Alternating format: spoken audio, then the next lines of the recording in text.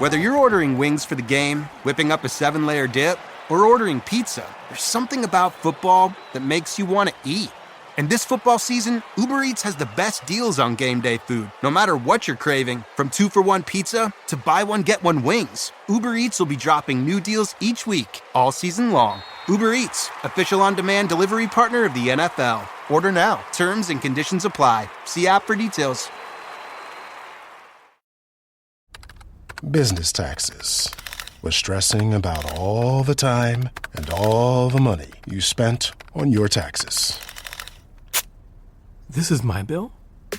Now Business Taxes is a TurboTax small business expert who does your taxes for you and offers year-round advice at no additional cost, so you can keep more money in your business.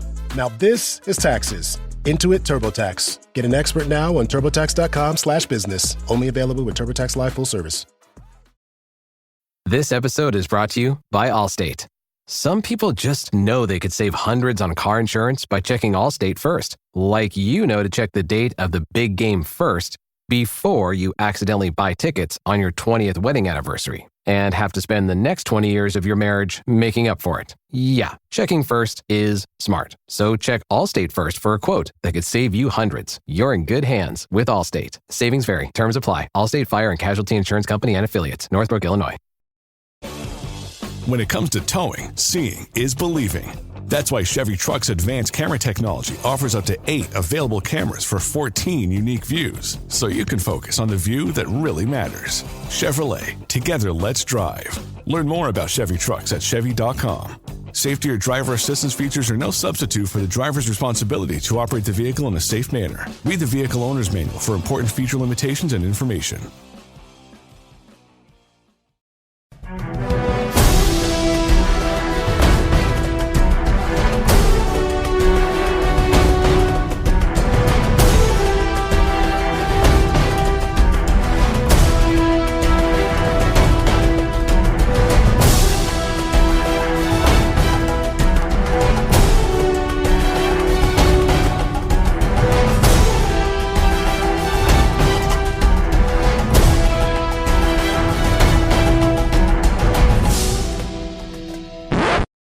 Welcome back to another exciting edition of the Pointless Exercise podcast. With me to talk about all kinds of stuff is our old friend Tom Loxas. And Tom is formerly of the Beers and Beat Guys podcast. He gave it all up so he could come hang out with me on a regular basis. But the real reason you're doing it is just so I have to do all the work, right? Yeah, exactly. Yeah, that's what I thought. I have to record everything. The expenses were piling up. Yeah, I can. Yeah. You have to file Chapter 7 like Deion Sanders' son. Did you hear that story? No, actually did not. Shador, I think. He has a $12 million settlement against him. He got in a fight in a bar, and I think he hit the bouncer. And so he just declared bankruptcy to try to avoid paying the settlement. It's a fun family. I declare bankruptcy. Yes, he's just like Michael Scott. He just yelled it into the air. They're like, Shador, that's not how it works. We're going to start by talking about the exciting Cubs, who fell below 500 today with their loss in Milwaukee. But if you think David Ross is all excited watching the team struggle, at the same point last year, his Cubs were 7 games under 500. So Craig's still plus 6. Yeah. Okay. Yeah, I kind of forget just how terrible they were for that stretch. Like, they got off to a good start, then they were awful. And then their wonderful stat Marquis loved to tout was that they were the first team to go 10 games under and then at some point in the season get to 10 games over 500. That just means you have to suck for a while before you get good. Yeah. They have a multitude of problems, but the biggest one is nobody seems to want to hit. And they've tried to address it by bringing Petecrow Armstrong up.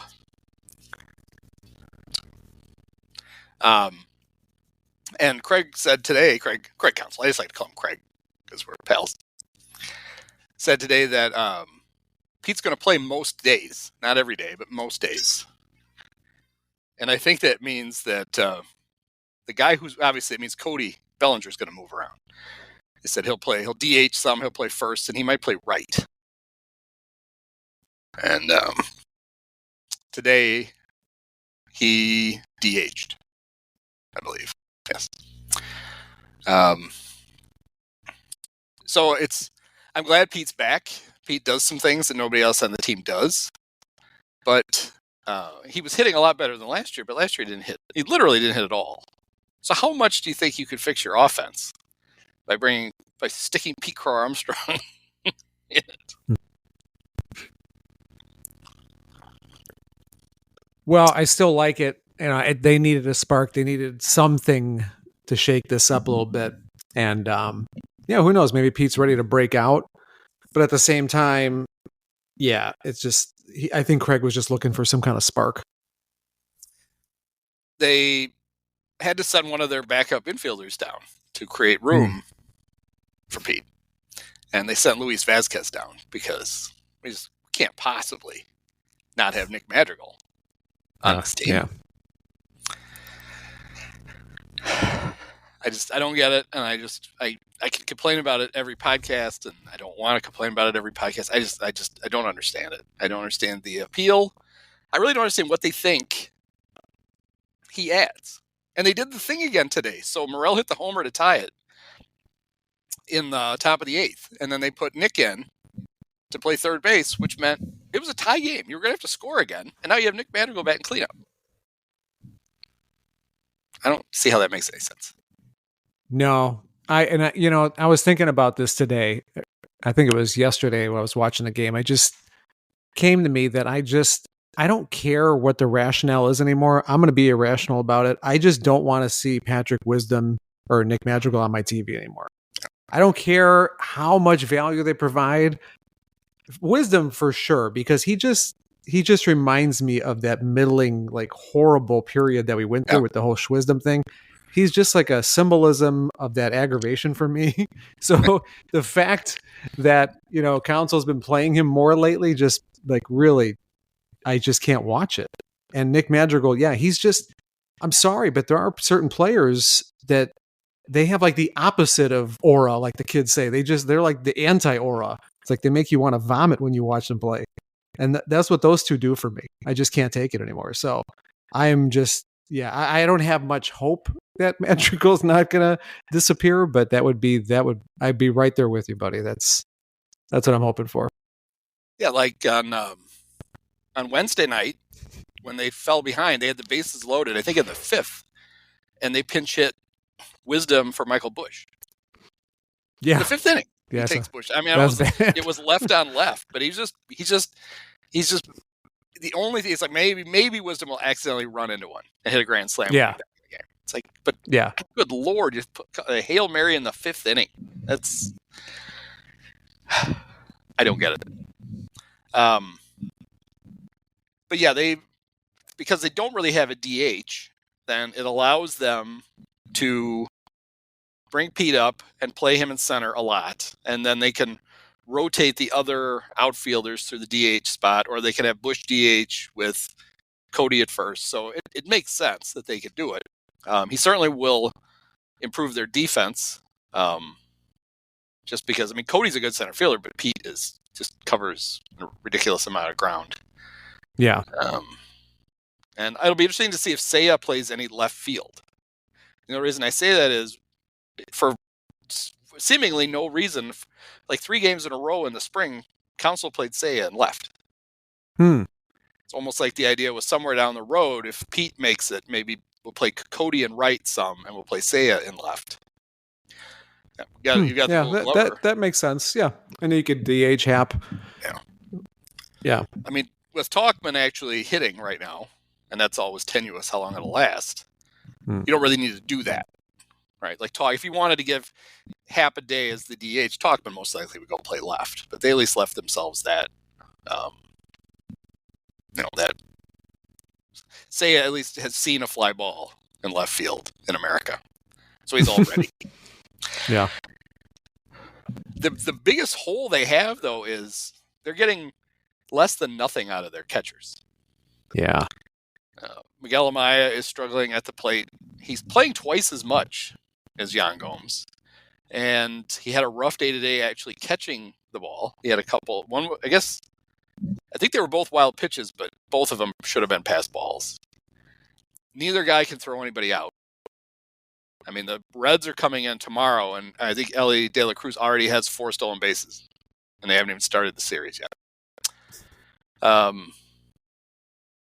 And I don't find Jan struggling to be that big of a shock. Like, he had a solid year last year. I think he was his OPS plus was like 92, I think, which for a catcher is not terrible. But he's old and he's beat up, and I kind of looked at it as they must be confident that Amaya is going to be their catcher, and then Jan can be the veteran backup. Right. And that's basically how they've played it.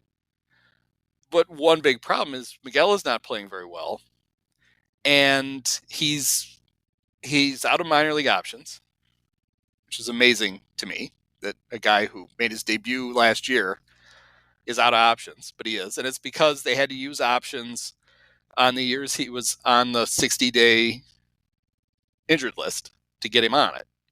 So they could open a 40-man spot for one of those wonderful, for Josh Fegley or Tony Walters. And it was surprising last year when they brought him up in Washington when Jan got hit in the head, right, with a bat. And because Miguel had only played like 60 games over the 3 years before that because of injury, and he never went back. He had an option last year. Obviously, he could have gone back and got some games. So I feel like what we're watching is a guy who missed huge steps of his development. Because he was hurt, because he wasn't catching. Yeah, and he kind of fooled us, I guess, last year because, they must have just played him in just the right matchups because he always looked really good when he played. And I think you and I were both excited about him and thought he was definitely the catcher, possibly the catcher of the future and certainly of now. And I thought that the way Council was using him this year was like, great, this is encouraging. He's giving him the playing time. But man, it does not look good. So I don't know. He's really struggling. If he had an option, you wouldn't be that stressed about it. Mm-hmm. I was like nobody to call up. But you'd be like, okay, this makes sense. He needs to go to Iowa. He needs to play. He needs to catch. He needs to do it. But they can't do it. Right. And Gomes, on the other hand, I was pleasantly surprised at what he gave us last year. So, that was, for me, a bonus. I think this year it's pretty much what I expected he would be at this point in his career. I wrote in the newsletter on Tuesday that the Cubs catchers have the same OPS as William Contreras and Wilson Contreras. The only problem is you have to add Amaya and Gomes together to get there. Because, let's see, as of right now, Miguel Amaya's OPS is 541 and Yan Gomes is 417. Actually, Amaya's went up a little bit because he's got some hits the other day. But he's an OPS plus 55 and Yan is a 17. Remember, kids, 100 is league average. It's just awful. And so at some point, if you're still in it, which you should be, you're going to have to go get a catcher, which I don't think they thought they were going to have to get. They've been linked to Danny Jansen from the Blue Jays. Yeah, for years. And how does he doesn't call himself Elias Diaz, I think, from the Rockies? Yeah, from the Rockies, yeah. He was brought up, Jim Bowden wrote an article the other day. Yeah, in other words, Jim pulled it right out of his ass. Yeah, but I mean, a guy like that would make sense because it probably would only cost you a middling prospect. So what it makes sense is the Rockies obviously are out of it. They're perpetually out of it. And he's in the last year of his contract. Right. So, you get him for cheap. Jansen would be a little longer term solution. Like you could him and Amaya would probably be your catchers for a while. Yeah. But it might give. Why would the Blue Jays be in a hurry to go down to one catcher. Yeah. Although Yeah, they're unless they're you actually not playing very well, are they? could include Amaya it's in not the like they're deal. going to give up now. Yeah, they're about like the Cubs. They're 27-29. Yeah, but they're in a much They're 10.5 out. yeah And in much fourth better place. division, right? And that's Nope, they're not. They're 11 out. They're in fifth place. They're 26-29. Yeah. I was looking at the Rays. That's that wild card situation will not be good for them. So yeah, I could see them selling sooner rather than later, honestly. Well, maybe they'll send Bo Bichette over. Yeah, I would take that. That was a rumor that like came out of nowhere and went right back to nowhere in the spring. He is, for whatever reason, he's just one of my favorite players in the game. I don't know. You like his hair? He's like it could be. I don't know. He's something about him. It's his aura. He's the anti-Nick Madrigal for me. Yeah. No, I just like the way he plays the game. He's a fun player to watch. He's just been okay. He's been not great. Yeah, no, he's not a great player, but yeah, he's really solid. And meanwhile, Vladdy, that's a guy they might actually deal. Well, the Cubs are set. They had Michael Busch. Yeah. Remember, he had 5 homers in 5 days once. You know, I mean, that was one of the moves, though, that I did like that Jed pulled off, because it just took you, trading prospect for prospect, and you had a chance to get a guy that was blocked, and obviously had some power. So I kind of liked it, and I still do. So I still think that he could still, bounce back and figure in the mix. But it's not the power bat that we wanted. He, for all of his struggles, coming into today, was tied for the team high in OPS plus at 120. Yeah, see? Him and Talkman. Yikes. The only other guys over 100. Nico was 101. Happ was 101 after his surge, all the way up to a 376 slug. And Cody is 119. The guy who leads the team, but I don't think it counts because he's in Iowa, is Alexander Canario in just 22 at-bats. This episode is brought to you by Allstate. Some people just know they could save hundreds on car insurance by checking Allstate first. Like to check the date of the big game first before you accidentally buy tickets on your 20th wedding anniversary and have to spend the next 20 years of your marriage making up for it. Yeah, checking first is smart. So check Allstate first for a quote that could save you hundreds. You're in good hands with Allstate. Savings vary. Terms apply. Allstate Fire and Casualty Insurance Company and Affiliates. Northbrook, Illinois. Yeah, I don't trust Canario. And Dansby had a big at-bat in the ninth today. He got a hit in a game that the Cubs were just down by a couple of runs. And kept his batting average over 200. Because I had done the math, and had he made an out, he would be batting 199. I saw that. Are you worried about him? I am, because this has been going on for a while. You're not. I'm not as worried though, because he's been dinged up. Yeah. So I think he's just a little off, and he hit fine last year. I mean, I never expected him to give us like a big offensive production. I always looked at him as more of like a sixth hitter, sixth or seventh hitter, not like, That's how clearly what the Braves thought of him. Yeah, and that's fine on this team. The problem they is had 5 good hitters in front of him. Yeah, that's the problem. Cubs. We don't have that. Yeah. Yeah, we've got 2 guys that would probably hit no higher than 5th in their lineup. He is basically back. Well, no. 2018, 2019, Dansby was a 240 hitter with 14 homers one year, 17 the next, a low on base, and a Gold Glove caliber defense. Then he had 21 and 22. He had good years. Actually, mostly 22. 21, he was right at league average. But his free agent year was his best year of his career. Go figure. And the Cubs bought. And I think Matt Clapp was writing about it, so I tweeted back at him. When you sign a guy who was 29 to a 7-year contract, you know that the last couple of years is probably not going to be pretty. Right. But it's supposed to be the last couple of years. It's not supposed to be the last 6. So let's hope. But over his last 162, he is slashing 229, 304, 372, which is basically what he hit in 2018 when he was an 87 OPS plus. Yeah. But yeah, obviously he was limited by the bad foot last year, and this year it's a knee. And you just hope that we know that when guys come back, it doesn't mean they're healthy yet. It means they're healthy enough to play. Right. And you hope that it's not the kind of injury that playing on it means it's not going to get right all year, but that they can get him, to where in a few weeks he's back more like the Dansby that was at the beginning of last season, which would be fine. That was a guy you're more than happy to have in your lineup.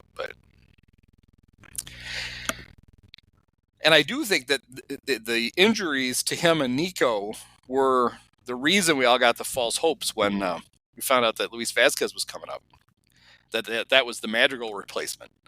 And I think it was clear that they wanted another guy who could play shortstop in case Dansby either needed a day off or he got hurt during a game. I don't think they wanted to move Nico to short on a bad hamstring. I think that's why Vasquez was up, and now he's gone.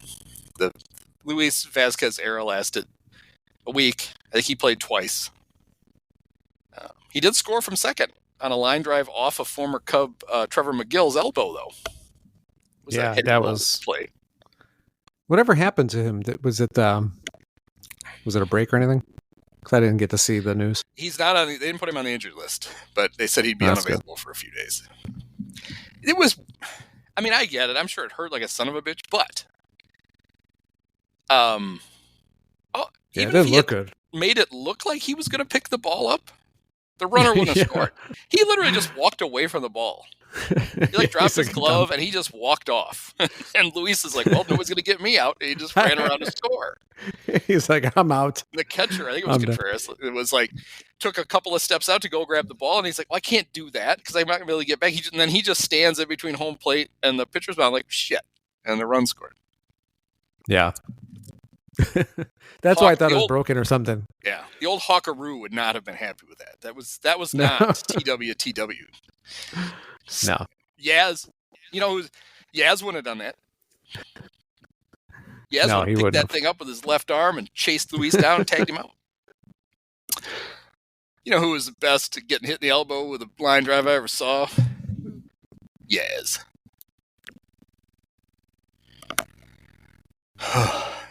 Now, all this doom and gloom, they're in the perfect division to have a run like this. They're still in second place, miraculously.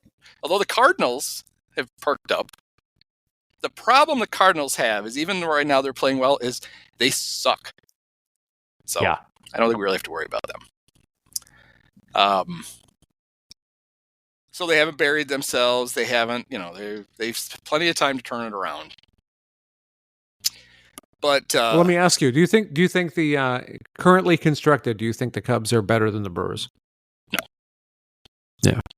No, which is amazing to me.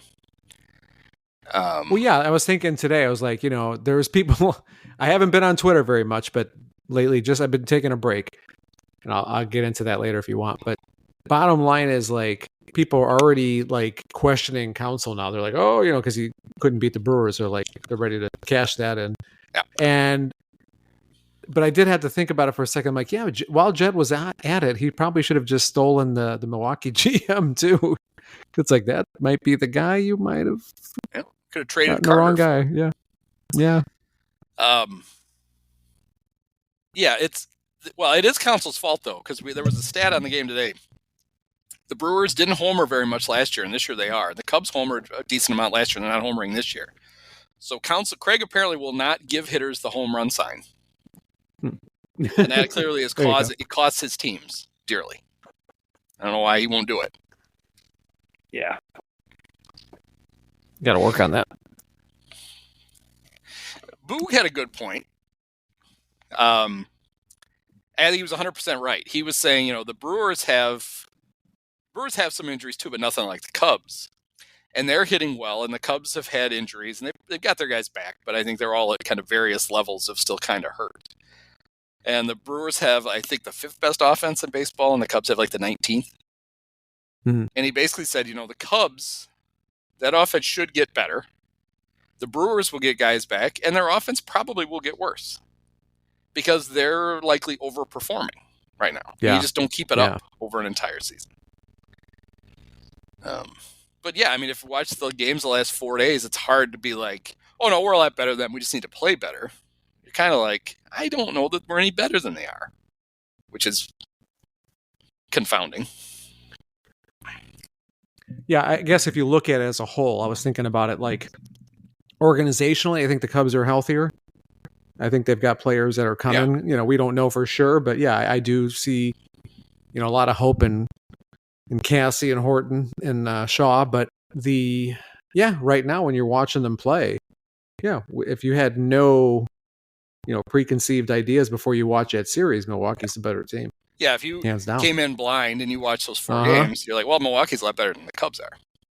That's it. And that's another reason why, your eyes just tell you more than sometimes looking at numbers and all that stuff. It can just confuse you because, you go on Twitter and people will tell you what you're looking at isn't real. And it's like, okay, that's how I watched the game for 20 years before some of these stats came out, and they just basically twist themselves into pretzel to tell you that, Ian Happ is really good when your eyes can tell you what he is, and no, at this point, if Ian Happ can become league average, I would consider it a win. Yeah, league average, let him, do his thing and getting on base, but he wasn't even doing that for a while, so he looked really bad. They hit him second today, and I think the council, is itching to get him back to where he's leading off. Because it's the one thing he's fairly reliable at, is that he'll take walks. Right. And if he's not going to hit for power, although he hit 2 home runs the other night. Yeah, that's great. The list of guys who hit 2 homers he just missed one today, though. Pretty long. Yeah. But I mean, that was my issue with the deal they gave him last year. Anyway, was he's just like he's not. I'm not going to sit here and tell you Ian Happ is a bad baseball player. He's not. Right. No. But you need to do better in left field. If you're the Cubs, you need to be able to go find somebody that is more productive than that. And why are you locking that in for the next 3 years? That's what I didn't understand. Yeah, he's like a luxury that they can't afford right now.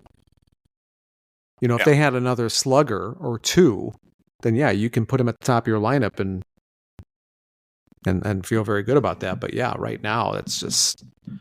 Yeah, I'd almost rather he go back to the player he used to be, where he was more slug, swing and miss.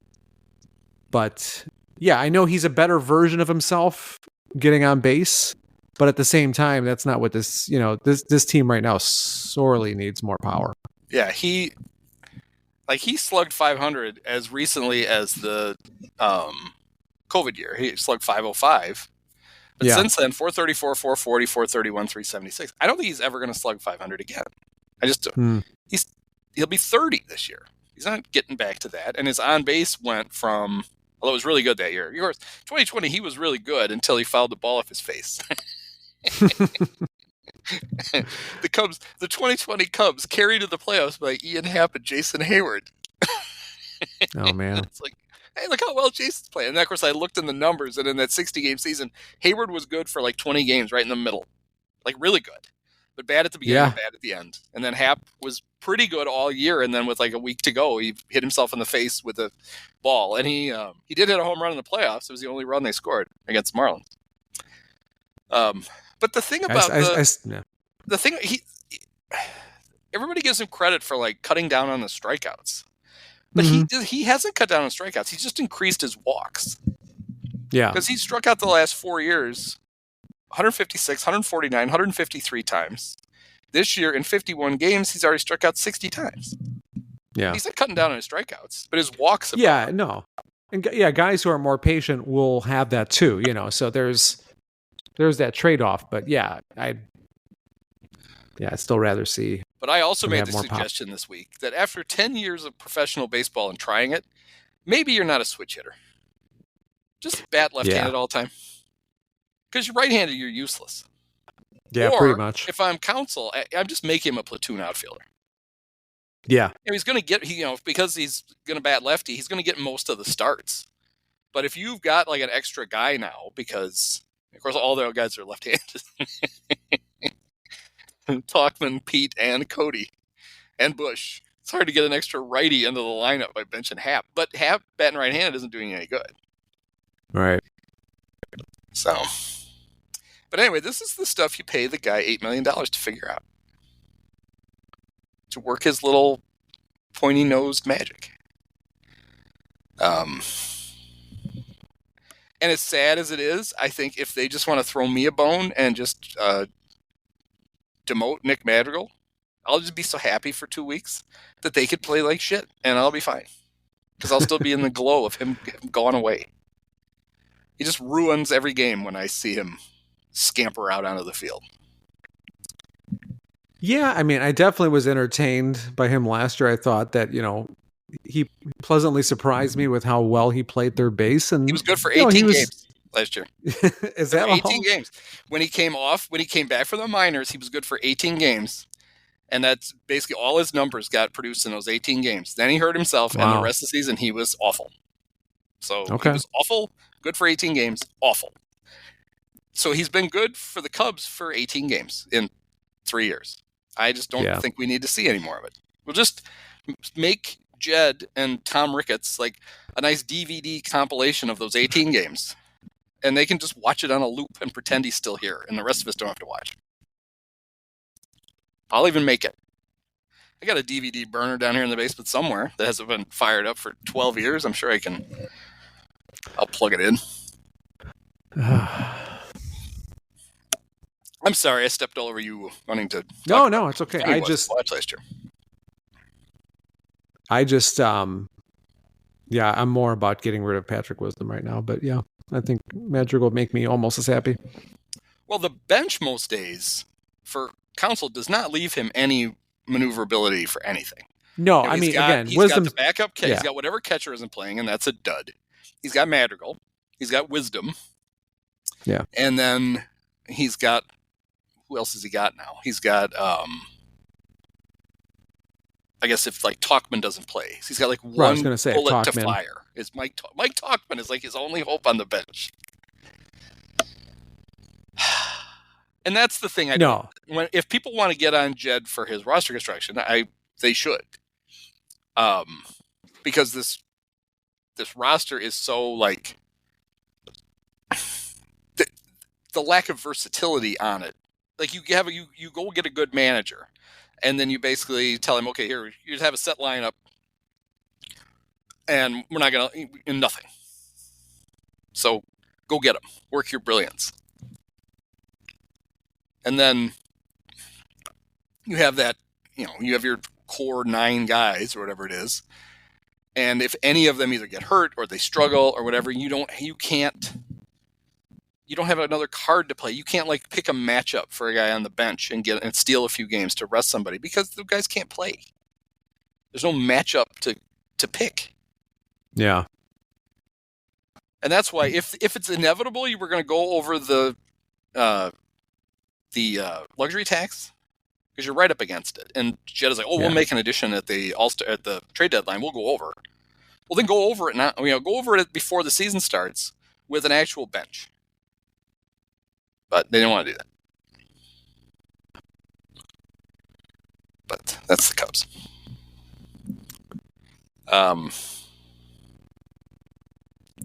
also was not a fan of I get what they're doing with Shota, where because he pitched once a week in Japan, the idea is we don't want him to just start on 4 days rest all the time. Poor little guy's left arm's going to fall off. But I feel like they overcorrected when his Friday start got rained out in St. Louis, and then they just skipped him. So he was on 11 days rest. Yeah. It's like, why didn't you start him on Saturday or Sunday? He would have Right. been on extra rest. Yeah. I feel like they set him up to. I'm sure they looked at him like, oh, he'll be a great matchup for the Brewers or blah blah blah. And then it turns out he threw batting practice to the Brewers. Yeah, they outsmarted themselves. Yeah, he looked rusty. He looked out of whack, and man, shit. I hope it doesn't like mess with him like mentally now because he apologized to Craig Counsell after yeah. the game. Oh my god, yeah, that was funny. Somebody pointed out that he may not have. Craig got booed so much when he took him out because he was getting booed all the time because he went back to Milwaukee. That it showed him may have been like, holy shit, what did I do to this poor guy? It's like, no, Shorty, you've been paying attention. They boo him every time he steps on the field. It's not your fault. Yeah. I did think it was I didn't. as to how well Shota has pitched that he gave up 7 earned runs, and his ERA is 1.84 now. Yeah. Pretty good. No, he's been magnificent. And yeah, I mean, that's again, yeah, we'll wait and see what it looks like, after a year. But I never expected him to pitch that well, but you never know. Sometimes these guys, they get into a different league and they look a lot different than they did. But yeah, I think they outsmarted themselves, and yeah, unfortunately, did not look good the other day. Everything was off, and he was missing in the zone, and you can't miss in the zone without that velocity. And it was everything we'd been warned about of him, which was he's going to give up home runs. Yeah. And he just needs to give them up when they're solo shots. And he really hasn't given up very many. He hadn't given up he hadn't given up an extra base hit in like 3 starts. And then the very first batter doubled off of him, which was kind of a bad omen. But some of the Cub Pitch Lab guys were quick to get on the horn to their reliable, media people and start to take credit for, well, no, we knew when we saw him pitch in Japan. In Japan, the strike zone is wider than it is, you get a lot more strikes on the corners than you do pitching up. And we knew that, in the major leagues, he'll get more strikes up in the zone. So we knew he was going to be better here. It's like, yeah, right. Shut up. You knew he was going to have the greatest 9-game start to a career in big league history. That's what you were counting on. Yeah. And look how long he sat on the market. Yeah. And they didn't exactly, throw a bunch of money at him either. So, and then they were so confident that contract is has like a million outs for both parties. Yeah. Yeah. Real. Yeah. You knew you weren't getting Yamamoto when you signed him. I mean, that's, but that's been my issue with the vaunted Cub pitching infrastructure forever is they're so quick to take credit for anything that goes good and then distance themselves from anything that goes bad. Yeah. But the rotation as a whole, yeah. Oh, yeah, go ahead. No, I was going to say the rotation as a whole has been the only bright spot. I feel like it looks really solid. If they're missing just anything, it's that swing and miss, and hopefully we'll see Horton before the end of the year, and if not, then he pulled his lat in Iowa. Yeah. So what's the? I don't know. I didn't hear anything more after this afternoon. Well, he was coming to he was coming to Chicago for the crack Cub doctors to look at him. I'd be like, "Can I get a second opinion?" Like, we haven't even seen our guys yet. Well, can I get a first opinion? That's not you. Yeah, and that goes back to the I felt like once he got to Iowa, that he might as well be in the Cub bullpen. Yeah, I think why that's the next move. Why are we wasting him in Iowa? Are we trying to win the International League? Is that what we're doing? But that's fine. They're busy, picking up guys who've been DFA'd to fill their bullpen. I'm sure it'll work out great. Worked out great with Tyson Miller today, who yikes, was 1 strike away from getting out of it, and then gave up a 1,000-foot home run. But they'll. We'll see. This was the roughest part of their schedule, and they did not acquit themselves well. They get the Reds, and then they get the White Sox, and that'll. If you can't get fat on the White Sox, then you might as well sell in June. That's true. The Sox had the first homestand of more than 6 games without a win in franchise history. They lost all 7. Congratulations. I heard something funny. Somebody was saying that they're going to have that shake be their All-Star representative.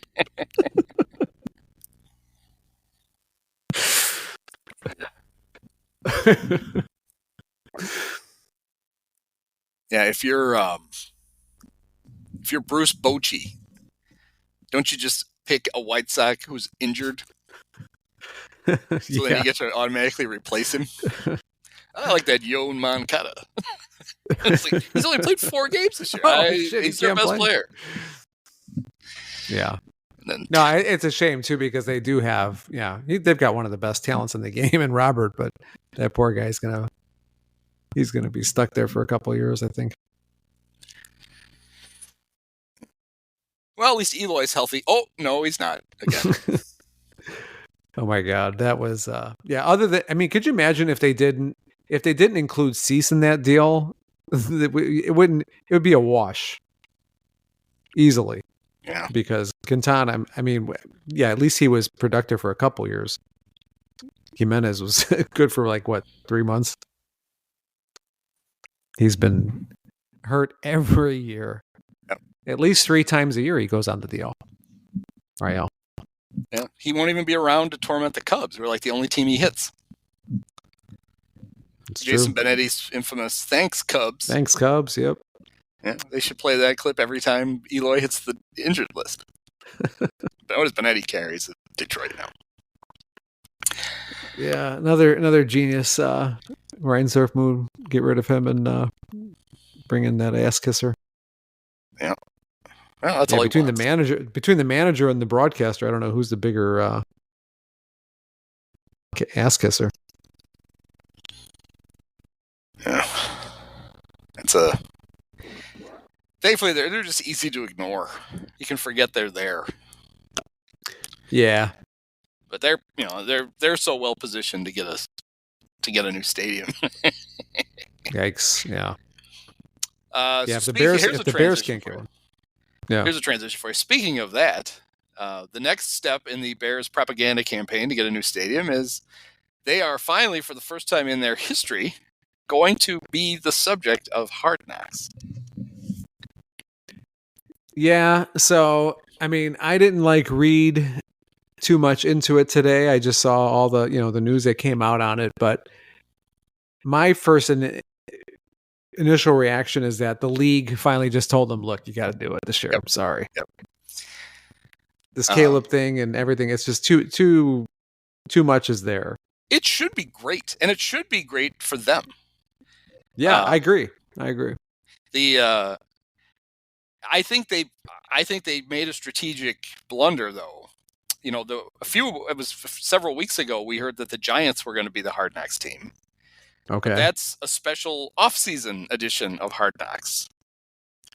That's basically going to cover from before the draft through before up to the training camp, kind of show how you build a team from the inside. That's the one the Bears should have. Yeah, I was going to say with the Giants.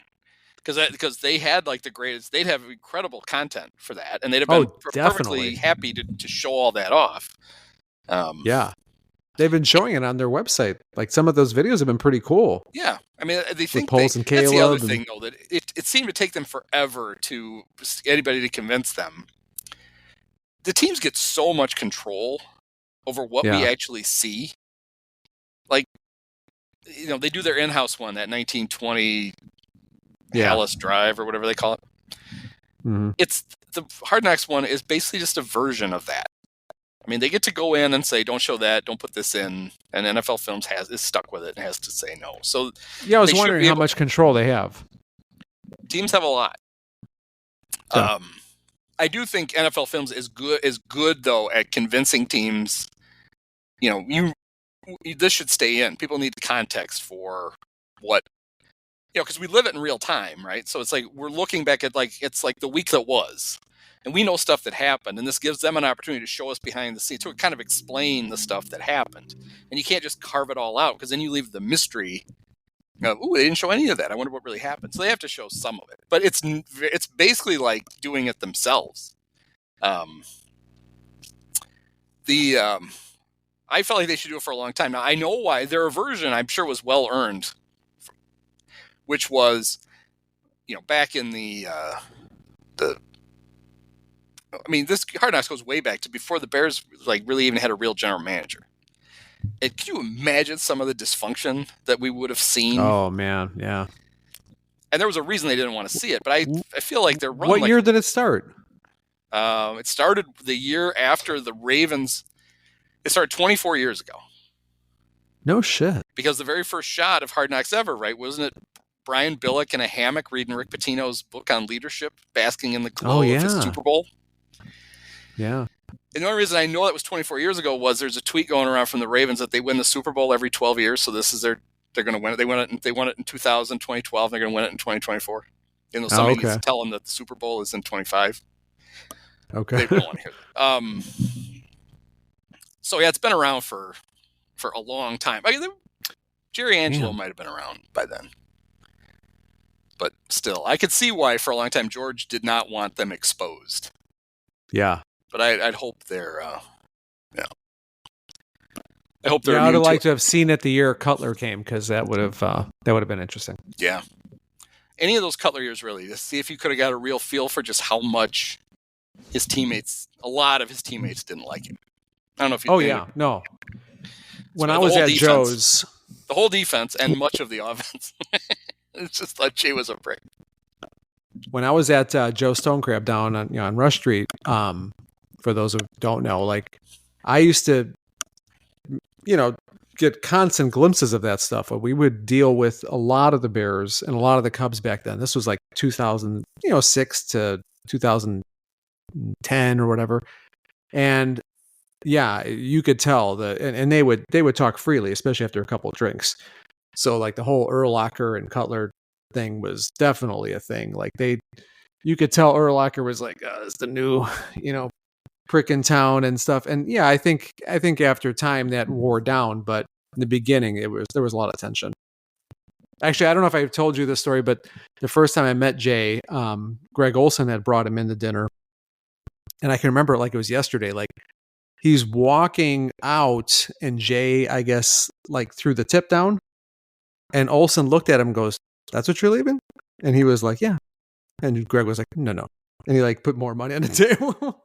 And it was not, I don't think Jay like was being a dick necessarily, but he just didn't know. But it was a very like insightful moment for me to see that. And I was like, okay, like Olson's like taking him under his wing. Greg's like, that's a Santa Claus, Indiana tip. This is you're in Chicago now. Yeah, no, we're not doing that. Yeah. You don't just tip $5 on a meal anymore, because you're spending a few $100. Your tip needs to be commensurate. I don't know how much it was, but I know, Greg corrected it, whatever it was. Yeah, that's good. If this works out the way I hope it does for the Bears, the way I would equate it is, so like I'm an Arsenal football fan, and there's a show, I don't know if it's still on. There's a show on Amazon Prime called All or Nothing. And it's basically like a Hard Knocks kind of show.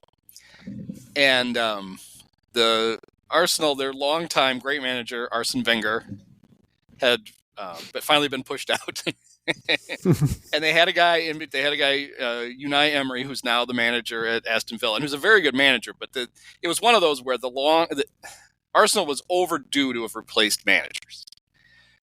And the next guy coming in was going to inherit kind of a mess. And Unai only lasted a year and a half. And then they brought in the guy who's there now, Mikel Arteta, who had played for Arsenal and had been at Manchester City as an assistant.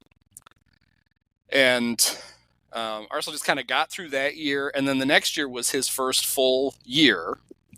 And Arsenal was unexpectedly competitive. They were supposedly rebuilding. And with just a few matches to go, they were going to finish fourth and qualify for Champions League, which was a huge deal. And they pissed down their leg, and they ended up finishing fifth, and they didn't make Champions League. And there were a lot of fans who were upset, and they were like, he needs to go, he's overmatched, he'd never been a manager before, blah, blah, blah. They don't know what they're doing. And unbeknownst to me, but hopefully beknownst to, I don't think that's a word, to people in London, the All or Nothing guys had been following Arsenal the whole year. And so after the season ended, you got to sit and watch. And it was impossible, even though they had struggled at the end, it was impossible not to be super impressed by him, the way he ran the team, the way he handled some pretty sticky situations, like their best player, Pierre-Emerick Aubameyang, kept showing up late for practices and then late for games. And finally, Mikel just like sent him home forever. And you saw the way he handled the guys, like in the dressing room, and some of the talks he gave them. And I was much more confident after watching that. I'm like, shit, they're in the right direction. They didn't finish good, and they've been very good the last 2 years.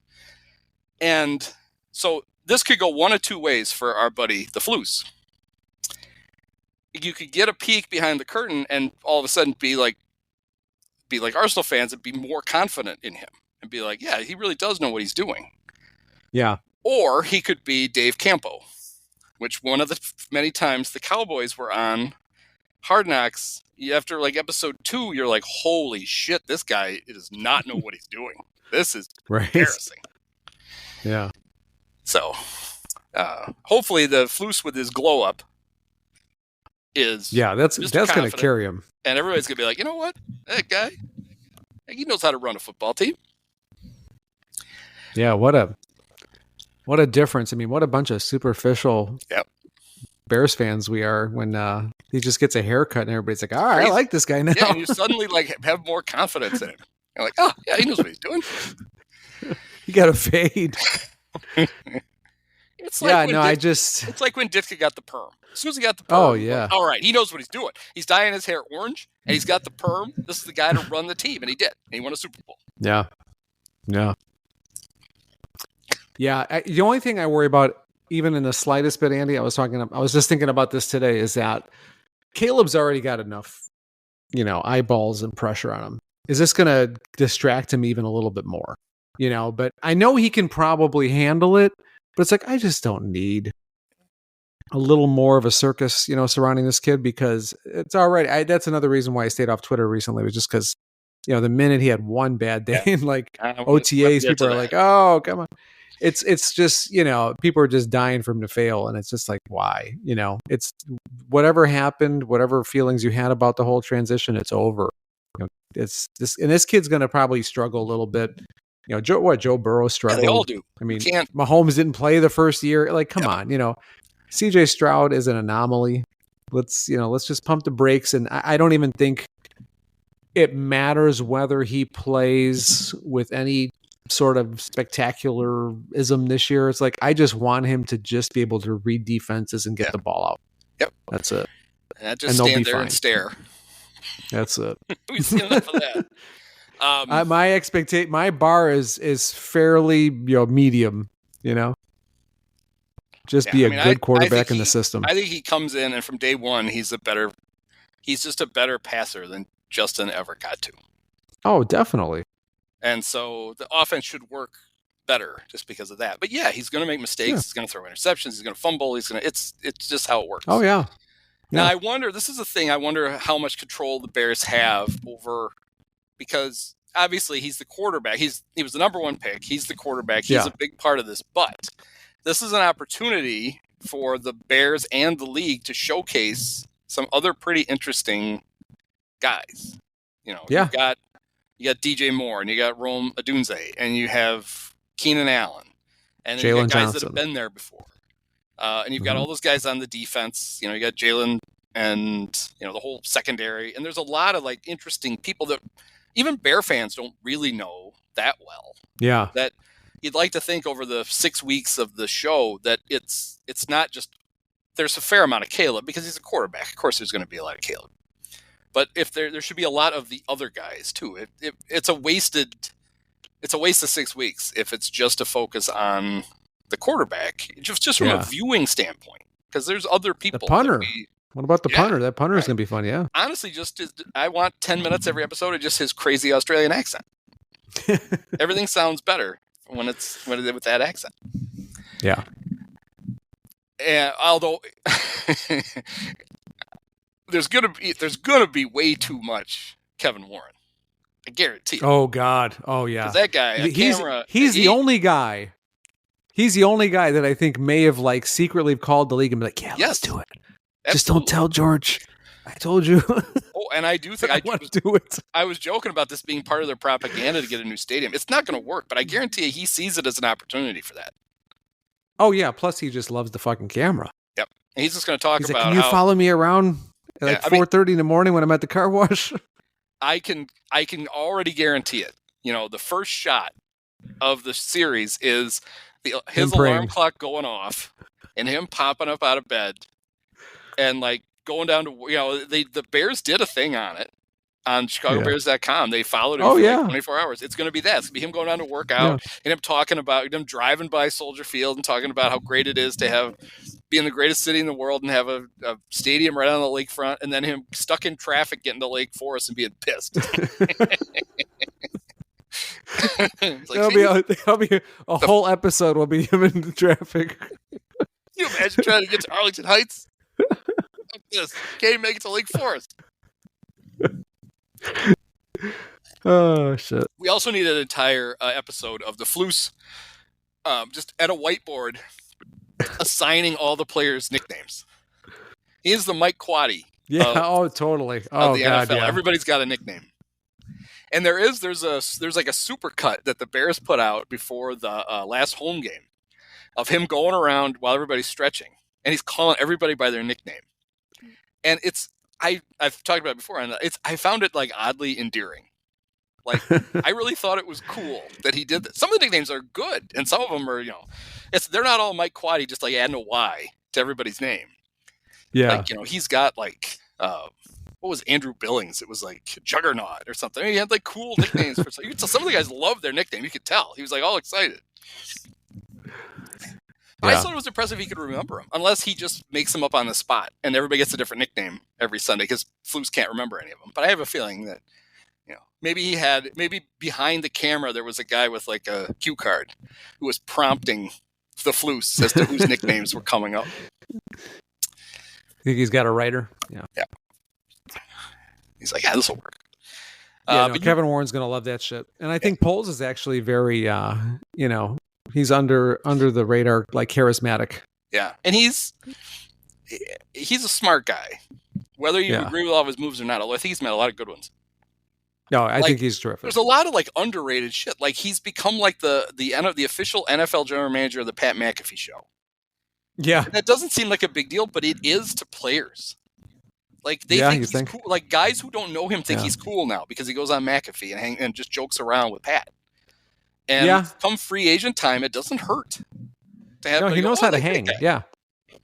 Well, I think that's why you saw like how well he and Caleb got along, which I kind of suspected that they would. And you can tell they have that chemistry. I mean, that silly, you know, video they put out of them on draft day. Yeah. I mean, some of that might be genuine. You know, that really just seemed like they actually were having fun with each other.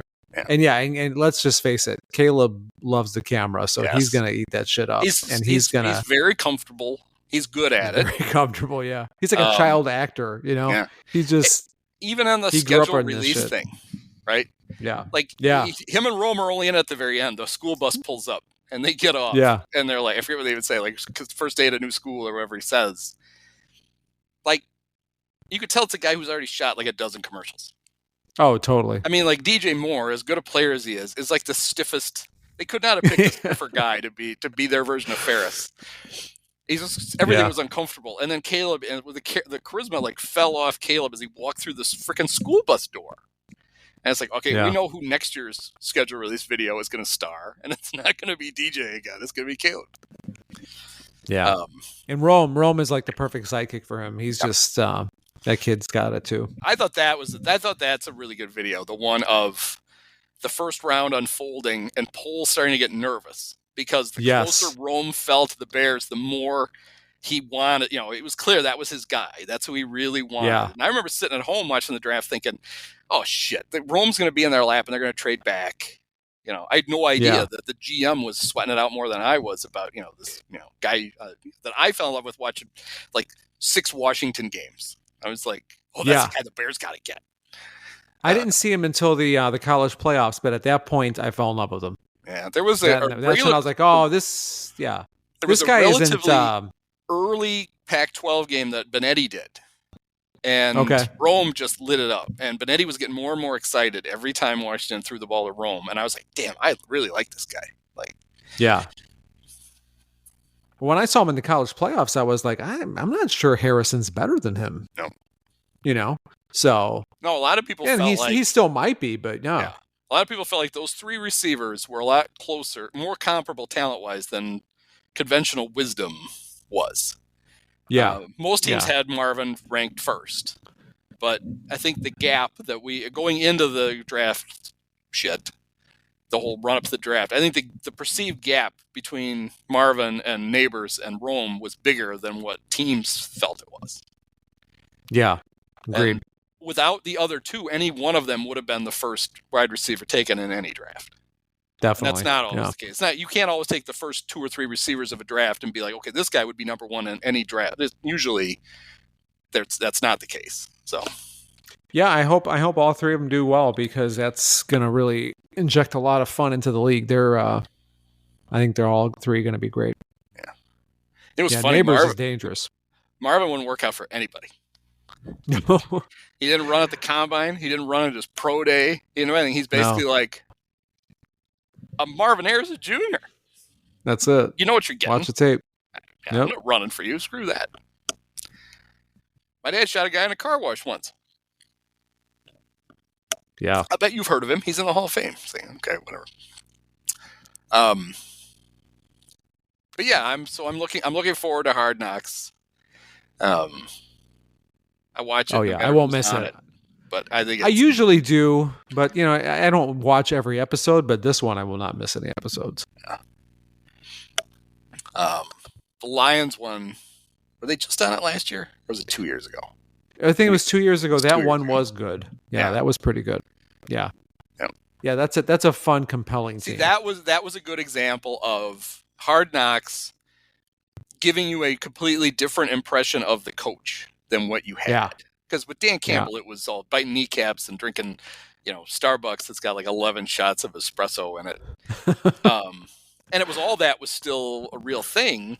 But you saw like the way he related to the players and the fact that, he was like actually, he wasn't just like the meathead motivator guy.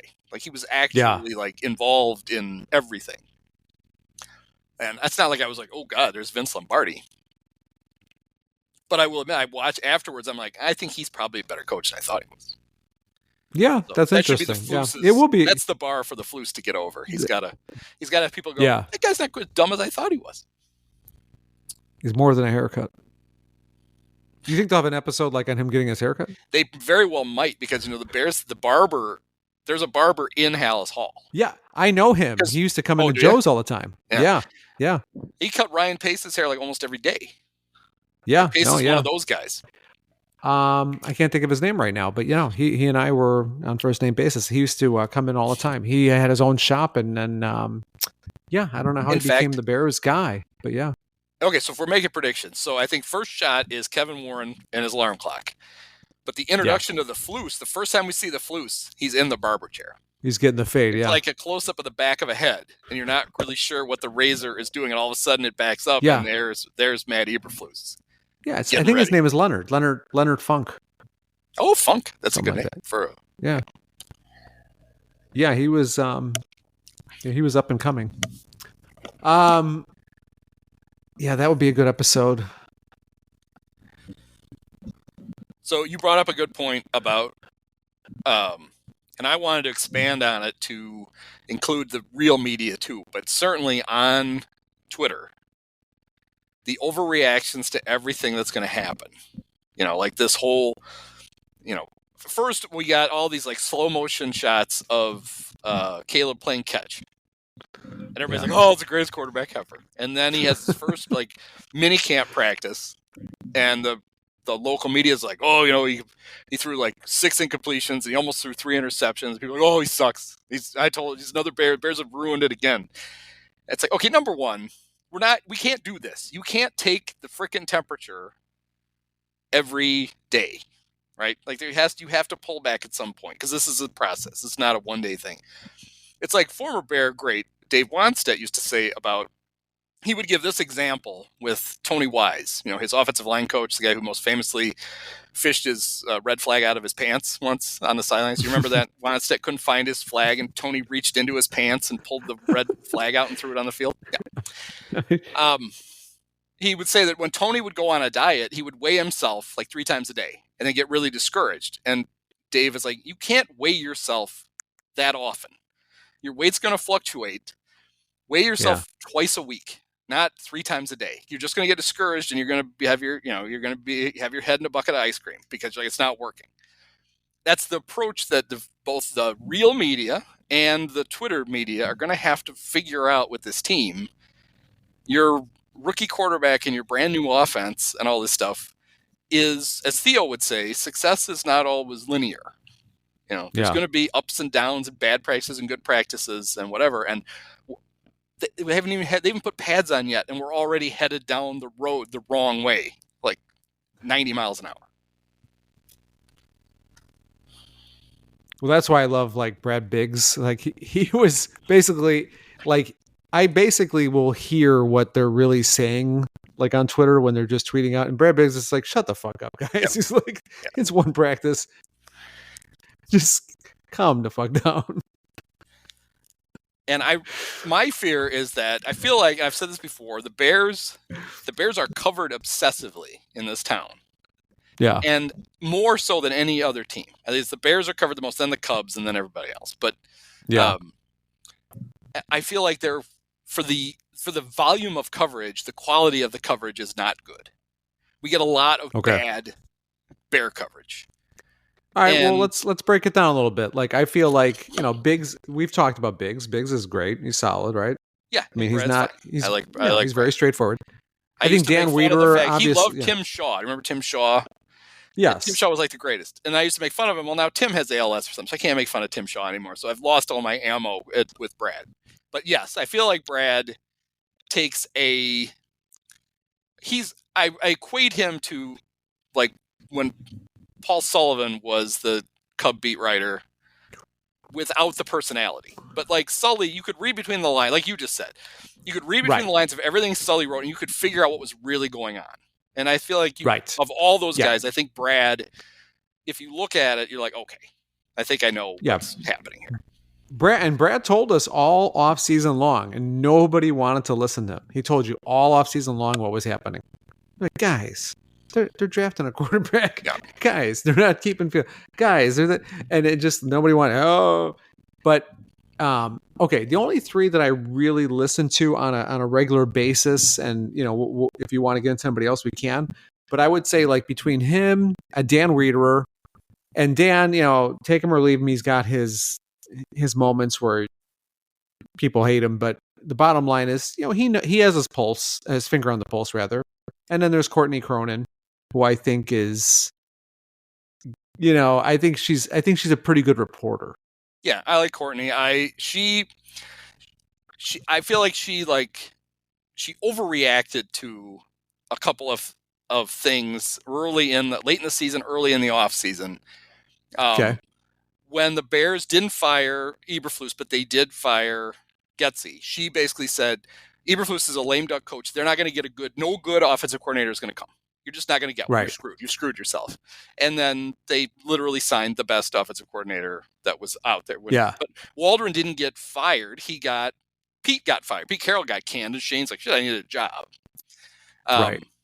So I felt like she overreacted to that. But yes, I think in general her coverage is really good. Like I think she's good at. I think she gets a good rapport with players, which means they're comfortable telling her things, and she gets kind of inside stuff that the other people don't. So she's always worth listening to. And then every once in a while, I forget when it happened last year, but remember she was on. She was doing a live thing on ESPN 1000. Oh, that's cut out. She started swearing. I love that. I could watch it. I could watch that on loop. It was so funny. I love but that. The best was Cap. Cap was like scrambling inside the booth, like he didn't know what to do. He was like, "What just happened?" She was just like, "Oh, fuck it." Yeah, just slamming something down on the desk in front of her. It was great. Jay Hood's eyes got really big. Yeah. My issue with Wiederer is he has zero personality, none. He is dry as whatever, and it's just I just feel like I don't like his tone of anything. Yes. I know. All right, you're not that big fucking you don't know that much more than anybody else. Knock it off. And he does a podcast with Huh, and I have no use for David Huh. So And I'll go in a little harder on Dan because I do like him. I do respect him as a writer and reporter. But yes, he does like to troll. Yeah. He likes to stir shit up. With the people that don't agree with him. Yeah. And think about this, Fit. He was Chuggo's first choice for their bear guy. They didn't think they could get home. And they were going to get Wiederer. Now, can you imagine him doing like those 4 podcasts a day or whatever they do? No. He'd have been the worst fit possible. That was like the dumbest thing. They lucked out that it didn't work. Yeah. No, he would not be putting up with that shit. No. He would demand a table. Yes. Well, that would have been good for the whole group though. They're still in dire need of a table. I mean, if I have to see the Blackhawk guys up their cargo shorts one more time, and I don't even watch their podcast. It's just from either Twitter. a table or a pants. Mandatory. Pants be mandatory. We cannot do the workout shorts anymore. It's awful. I like Adam Johns. Yeah, I like Hogue to a degree. Hogue, I listen to their podcast. I do like their podcast, but Hogue, gets a little with good. I laugh out loud at things he says. Like when he'll seriously say stuff like, "Well, I haven't graded the tape yet."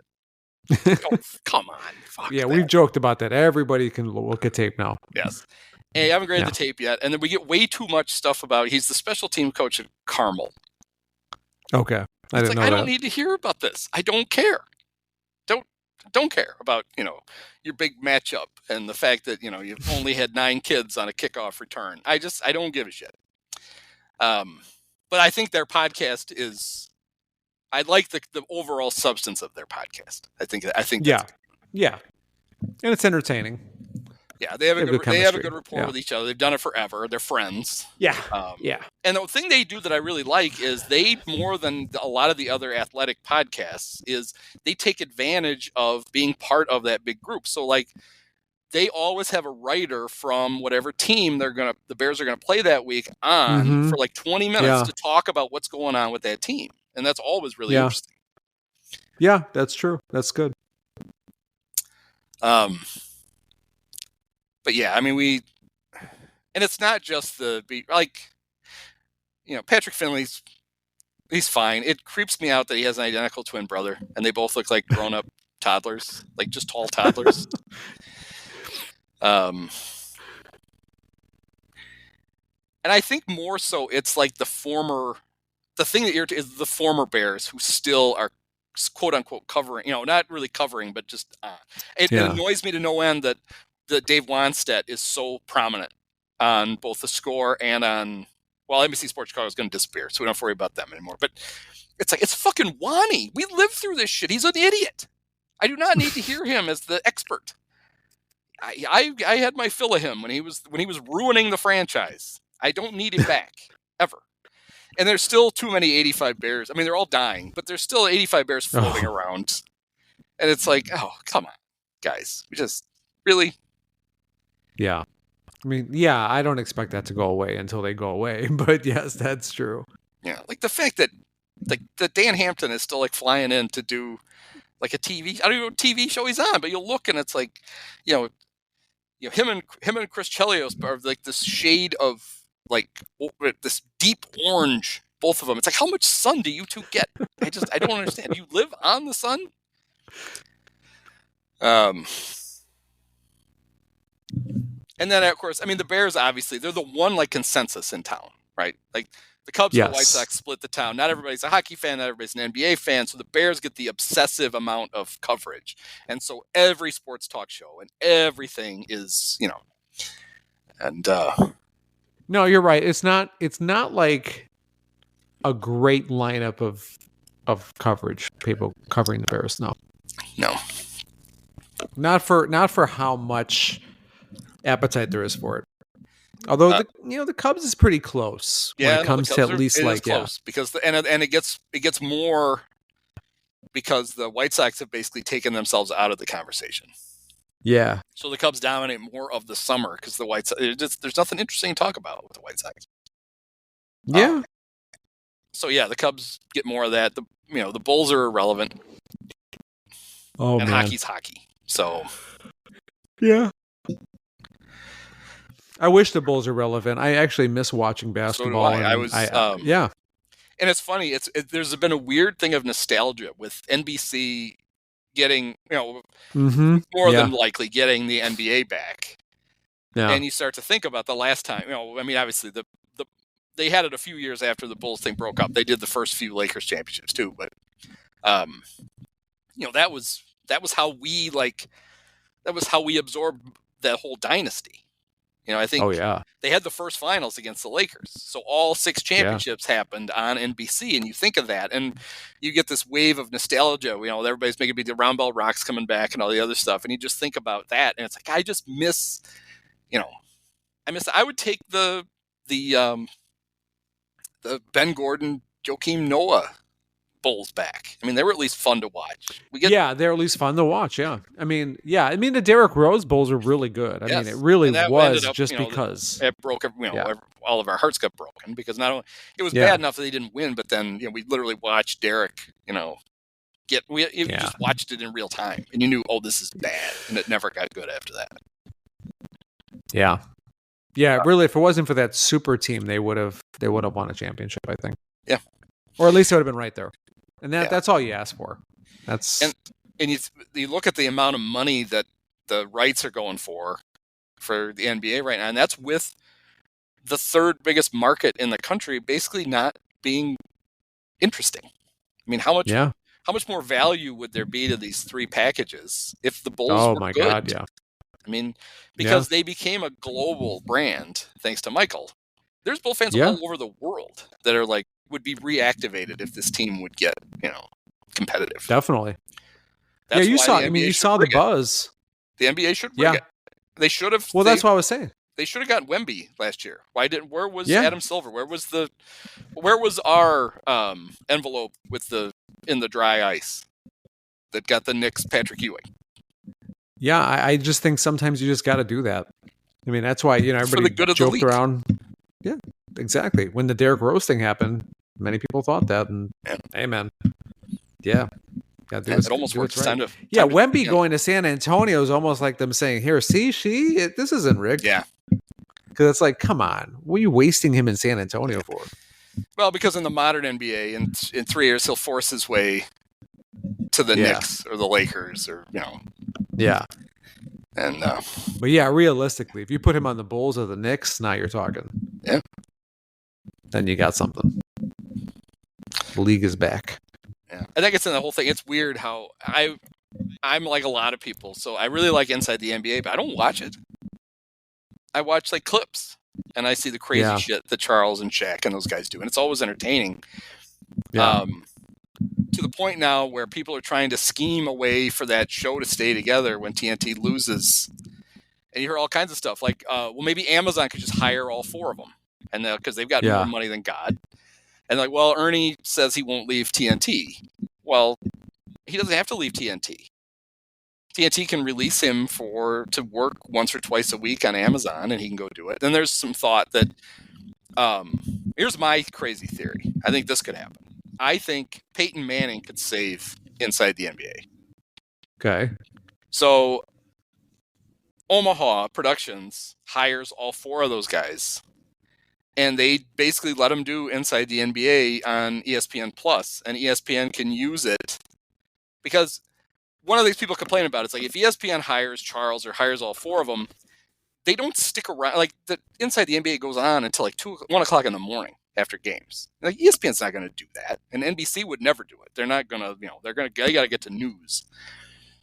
But if say like an independent, like Omaha does it, and then they sell it. They sell the rights to it, like they do the Madden cast or the Manning cast to ESPN. Say they do the same thing.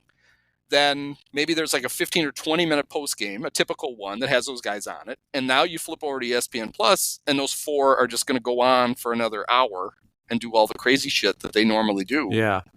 Yeah. I think it could work. Yeah, that's my theory. So get on it, Peyton. We know you got plenty of money. All right. Well, this was fun. Yeah, we covered some ground. And you're going to come on a regular basis and do this. Yeah, you got it. So it's exciting. So, all right. Well, then we'll do this again in a couple weeks. Sounds like a plan. Hopefully by then, we'll have a new catcher. They got to do something. Yeah, they do. Many of us have herpes. No, I thought it generally sucked. I didn't think it was a specific suck. I thought it was like an all-encompassing type of suck. So, we're going to try and rectify that. But for right now, I'm going to be pretty pissed about it. It's fitting. It's got to be done with one of the best games of all time. Just unbelievable. Got to congratulate the Dolan family.